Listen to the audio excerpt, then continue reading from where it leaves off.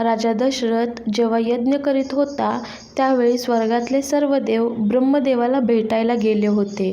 ब्रह्मदेवाकडे ते रावणाविषयीची तक्रार करीत होते. रावण हा राक्षसांचा राजा होता. त्याला कोणताही देव, कोणताही राक्षस, गंधर्व किंवा दैवी प्राणी मारू शकणार नाही असा वर ब्रह्मदेवाने दिलेला होता.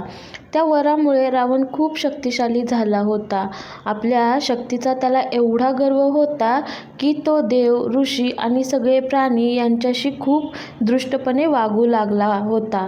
रावणाच्या त्रासाला देव, ऋषीही कंटाळले होते. देव जीव वाचवण्यासाठी इकडे तिकडे पळून जाऊन लपून बसत होते. ऋषी यज्ञ करायला लागले की रावण त्यांच्या यज्ञात अडथळा आणत असे. रावणाने सगळीकडे हाहाकार माजवला होता. शेवटी या रावणाचा वध करण्याचा मार्ग दाखवावा अशी विनंती सगळ्यांनी ब्रह्मदेवाला त्याचवेळी केली. ब्रह्मदेव विचार करू लागला.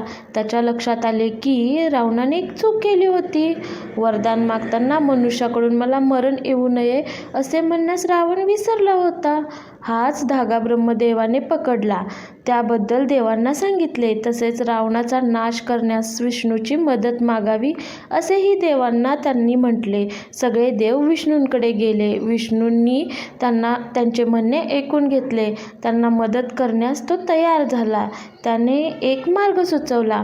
अयोध्येचा राजा दशरथ हा संतती मिळवण्यासाठी यज्ञ करीत आहे. या दशरथाच्या पोटी मी जन्म घेईन, म्हणजे मी मानवाच्या रूपात पृथ्वीवर येईन. त्यानंतर मी रावणाचा नाश करेन असे विष्णूंनी देवांना आश्वासन दिले. देव खुश झाले.